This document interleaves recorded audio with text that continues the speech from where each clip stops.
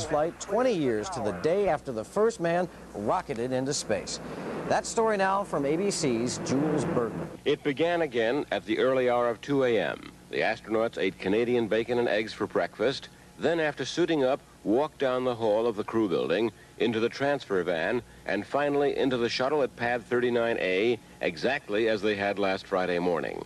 But the atmosphere was as different as the sky was faultlessly clear.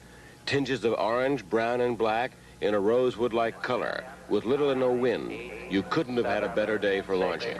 5, 4, we've gone for main engine start. The brilliant white cloud of smoke from the rockets obscured all from view for a few moments.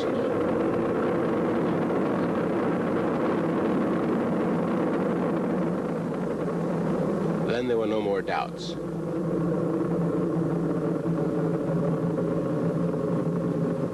Right on schedule, 2 minutes into the flight, the solid rockets burned out and separated. There it is. There we go. Roger on the SIP, Columbia.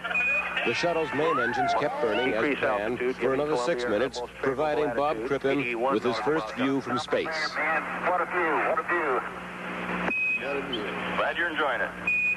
Then the orbital maneuvering system engines ignited 4 times, placing the shuttle into the planned 150 nautical mile circular orbit. Even John Young was impressed. Well, the view hasn't changed any. It's really something else. I tell you, John had been telling me about it for 3 years, but ain't no way you can describe it. The first major task, opening and closing the payload bay doors. After a bit of stickiness, they worked just fine. And live television from the cameras inside the payload bay showed us what they saw in orbit.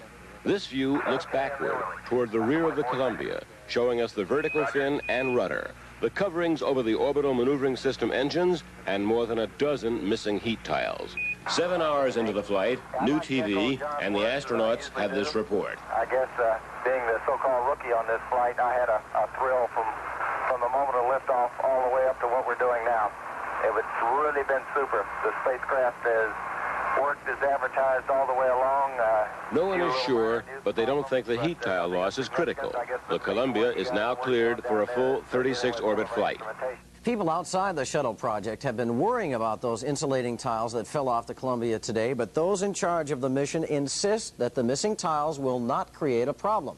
There are 30,000 silicon tiles glued to the shuttle's bottom to absorb the intense heat generated when it re-enters the Earth's atmosphere Tuesday. As many as 15 may be gone, but officials say they're not in critical areas.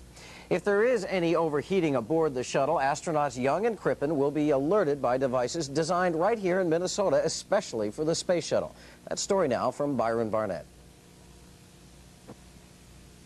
The multi-billion-dollar space shuttle Columbia was, of course, too massive a project for just one company to build. For example, Rockwell International, a prime contractor for the space shuttle, had to subcontract out for work on the engines.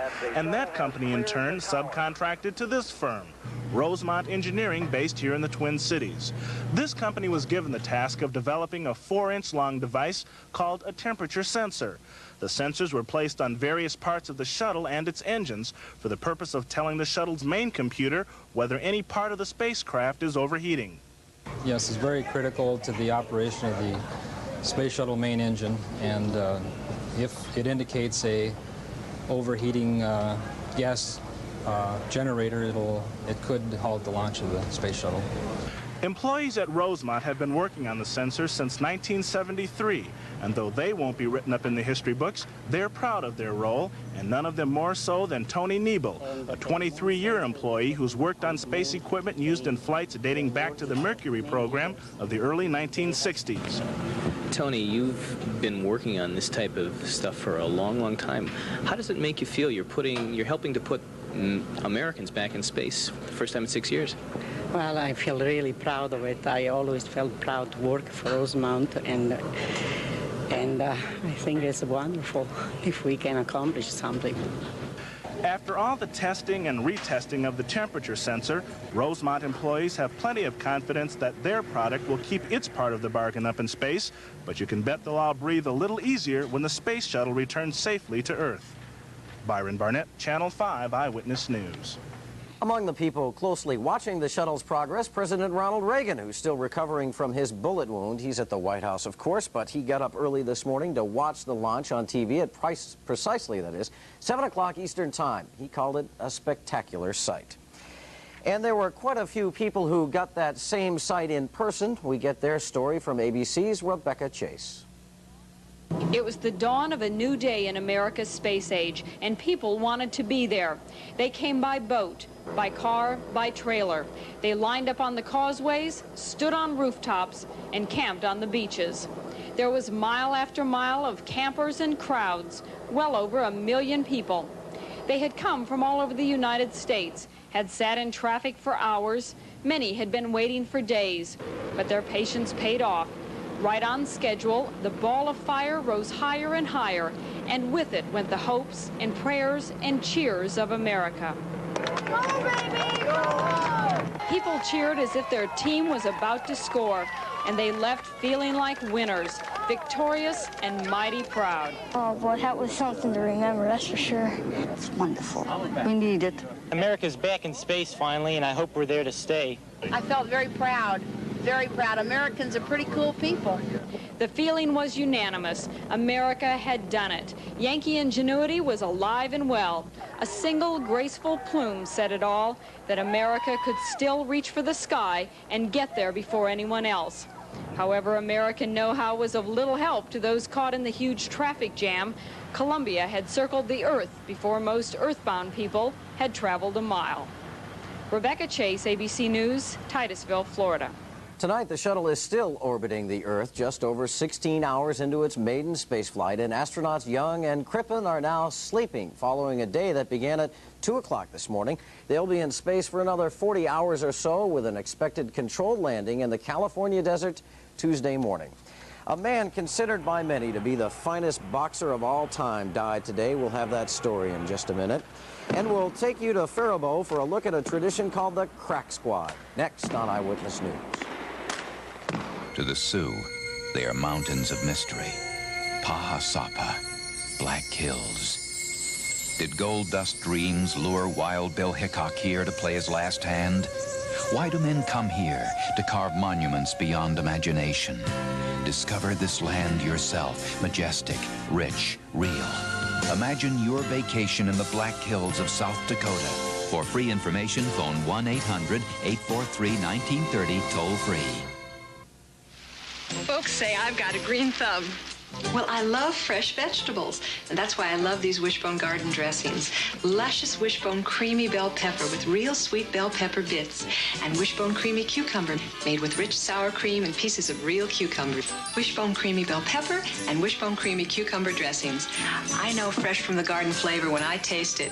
And Wishbone, your thumb's just as green as mine. From the Wishbone garden of dressings. Get savings from the ground up during Ward Week. Build up your lawn with Ward's Turf Formula. It promotes root growth for a thicker, greener lawn, and it's on sale for just $6.97. Then build up your storage space with Ward's 10x7 barn-style building. It features sturdy, galvanized steel construction and plenty of overhead room. Right now, save $40. It's just $159. Get savings from the ground up at your lawn and garden center. Montgomery Ward.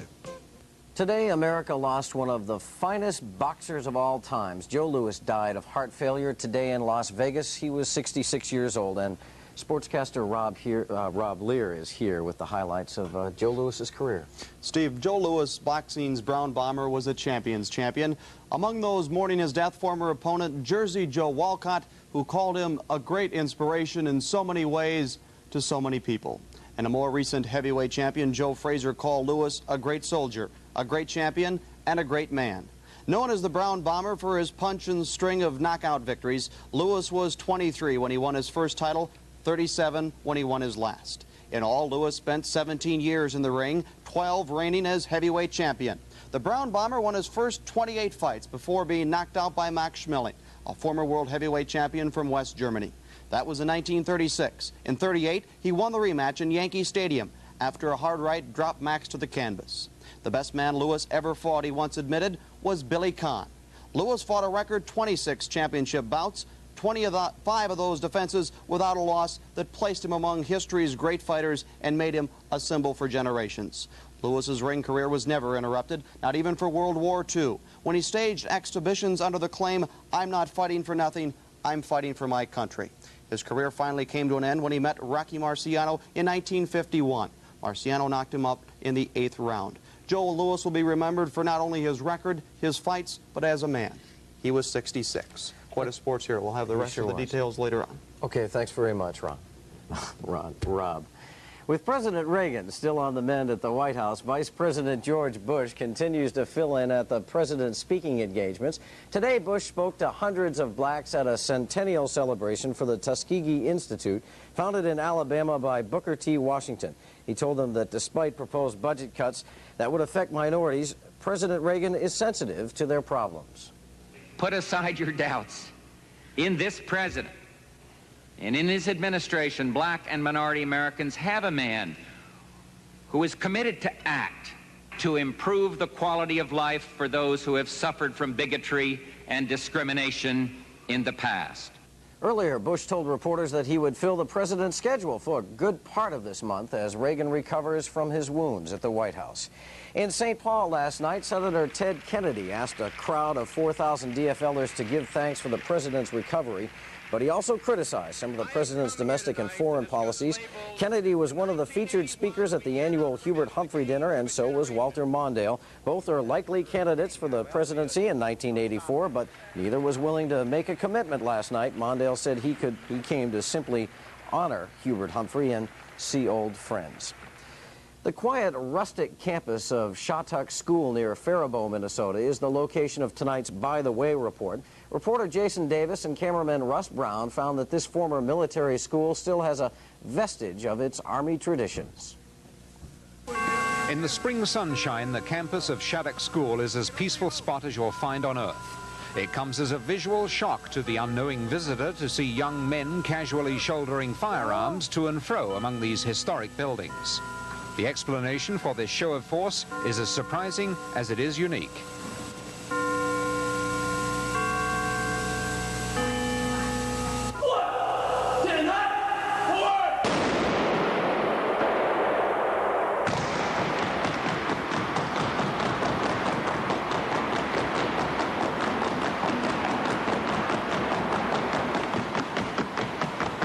This is the Shattuck Crack Squad. Formed in 1882, it is a tradition that is as unusual as it is spectacular.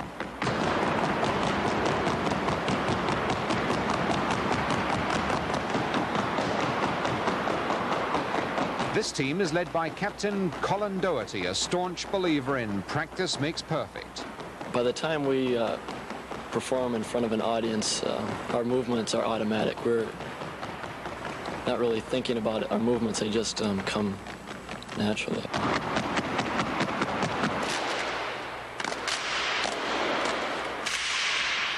The rifles are 53-inch 9-pound Springfields. They used to be regular issue at Shattuck. They've been obsolete since 1890. It requires a lot of discipline, and if you learn that, and there's that camaraderie you receive from spending so much time with the small group and putting all you have into performing a perfect drill.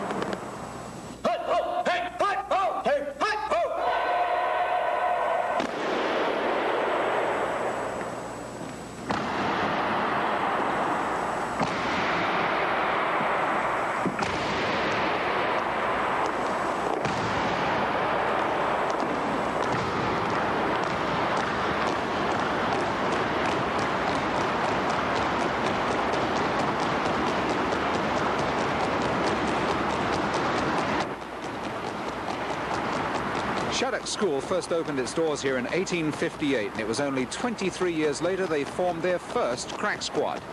Next year, in 1982, that organization will be 100 years old. Jason Davis with cameraman Russ Brown at Shattuck School near Faribault. Roy Fendon, our crack meteorologist, says there may be some April showers coming our way again soon. We'll take a look at the chances for such an occurrence in a moment, and we'll show you another seasonal phenomenon we noticed today next on Eyewitness News.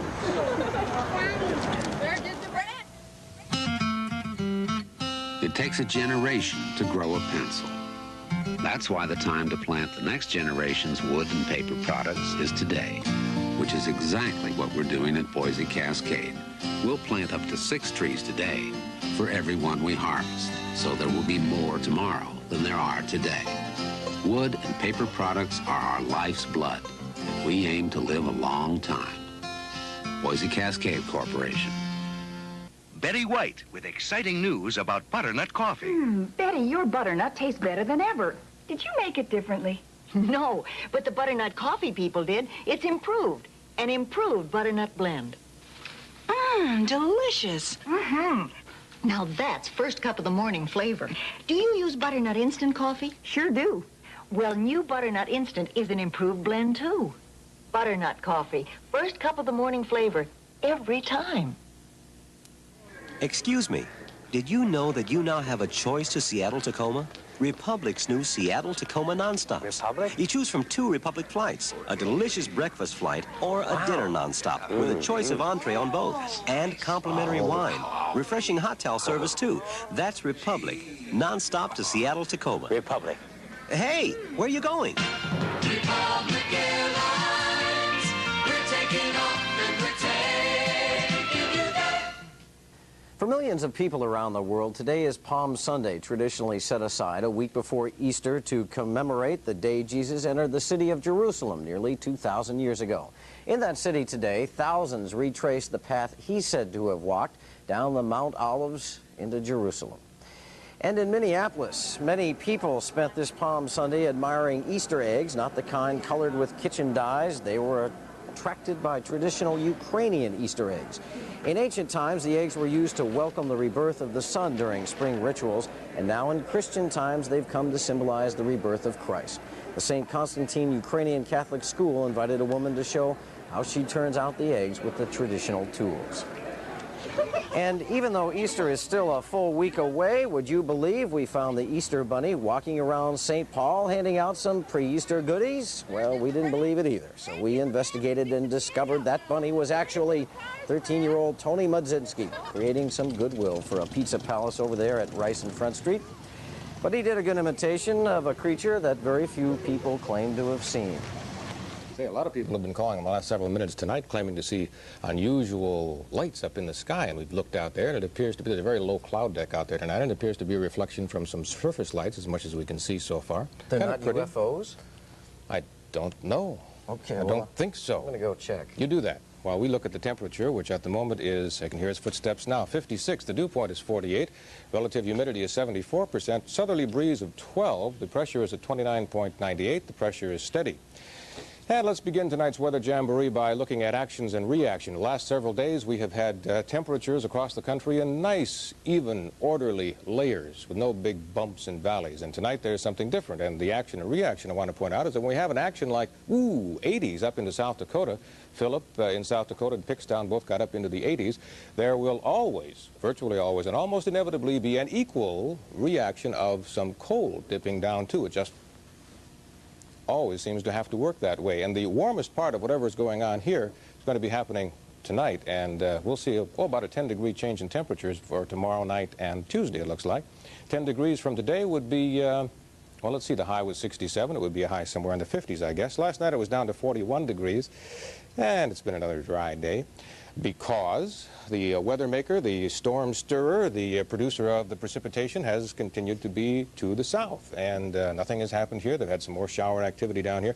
The most active shower activities, but even further south tonight, right down here near the end of this frontal system down in Oklahoma. You can see that on the satellite laps in the last several hours. When we were looking at this in the earlier newscast, the spot that we saw down in Oklahoma was nothing but a spot, but look what happened to it in the last several hours. It has ballooned into a wide area of pretty strong thunderstorms. The wide area radar network down in Oklahoma City will give us a view of that and show an area, a very intense little area of strong thunderstorms there in southwestern Oklahoma, where there is a severe weather watch valid here for the next hour or so. Let's go back to the satellite for a more close-up view of what's happening for us, because we have our own little mushrooming area. Here's where it was a couple of hours ago, and watch that from the last several hours. Well, not nearly as dramatic what's happening in Oklahoma, but there are some showers associated with that, a possibility of them getting to us by sometime later tonight, just a small possibility.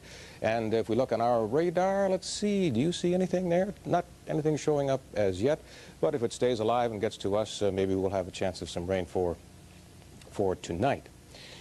For tomorrow, more activity. This system is moving slowly up in this direction, and its arrival in our neighborhood gives us the possibility of some additional showers for tomorrow. And you see these fronts here? Boy, something's going to happen there.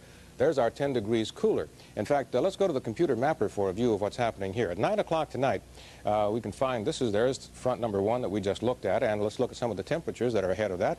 Ooh, 50s and 60s. Then just behind that first front, we have temperatures that are a little lower, 40, 51, not dramatically lower. But whoa, behind that second one, 36 degrees, and that's going to, by the time all that gets to us, it'll signal a 10-degree change tomorrow night and Tuesday, it looks like. But don't worry about snow or anything like that. The details of the forecast for tonight: partly cloudy, slight chance of a shower or thunderstorm late tonight, 45 to 50 for a low, southeast winds 5 to 15. And then for tomorrow, variably cloudy, a good chance of showers and thunderstorms, 60 to 66, with northwest winds 10 to 20. For tomorrow night, fair, cooler, 34 to 40, and Tuesday, sure enough, cooler, 10 degrees or so, 50 to 56 for a high. Chance, 20% tonight, 50% for tomorrow. And extended outlook shows us another chance of shower by Friday. Okay, thanks a lot, Roy. Righto. In sports, the Kicks open with the Cosmos. The Twins still 0 for the season, and we will meet this year's Masters golf champion with Rob Lear next with the Day in Sports. I read the Wall Street Journal every business day. It's succinct, precise, it's all business. That's why I also read Playboy. Not even the afternoon rain could wash away my ugly mood. I'd found the blonde's missing pooch, but the case left me with a ripped suit and a tattered ego. That's when I discovered Cannon on CCO. All right, gang, this is the Cannon mess. He soothed my jangled nerves. Twins, the pressure is immense. 34 to 11. The blonde, she probably had a boyfriend. And me, I found a new friend, Steve Cannon. With a little traveling.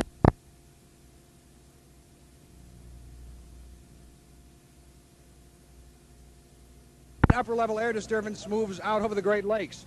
A few scattered showers and thunderstorms will again be possible over much of Minnesota, Iowa, as well as Wisconsin. On Monday, that low will develop into a cold front, moving eastward into Wisconsin and Iowa. The scattered showers and thunderstorms should end here in Minnesota. But then another upper air disturbance will form again over the Dakotas, bringing the chance of light rain back into Minnesota by Monday night. Skies will become clear to partly cloudy tonight, with temperatures ranging from the low 50s in the extreme north to around 70 in the south. Attendance at this year's fair is down from a year ago. Statistically, official stats indicate 145,811 people came in and enjoyed the fair yesterday. That's down about 40,000 from a year ago. To date, 316,957 people have been out here enjoying your place in the fun of the 1980 Minnesota State Fair. We have a young fellow out here who's been helping us named Dave. Come on over here, Dave. Stand right over here and look in the camera.